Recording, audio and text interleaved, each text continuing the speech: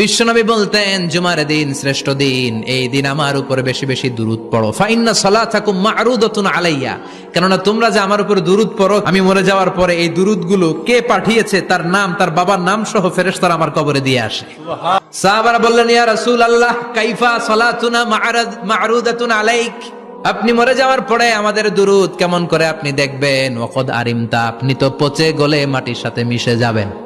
বিশ্বনবী বলেন, ইন্নাল্লাহা হাররামা আলাল আরদি আন তাকুলা আজসাদাল আম্বিয়া, নবীদের লাশকে খেয়ে ফেলা, নবীদের লাশকে পচিয়ে ফেলা জমিনের সব মাটির জন্য আল্লাহ হারাম করে দিয়েছে। নবীদের লাশ পচে না, নবীদের লাশ গলে না। যারাই বিশ্বনবীর উপর দুরূদ পড়বেন, আপনার নাম সহ, আপনার বাবার নাম সহ, মালাইকাতু সাইয়াহিন, একদল ফেরেশতা আছে শুধু রাউন্ড দেয় গোটা ওয়ার্ল্ডে। কারা বিশ্বনবীর উপর দুরূদ পড়েছে, এই দুরূদ নিয়ে, এই নাম নিয়ে বিশ্বনবীর কবরে তারা পৌঁছে দেয়। চিল্লায় পড়েন আল্লাহু আকবার।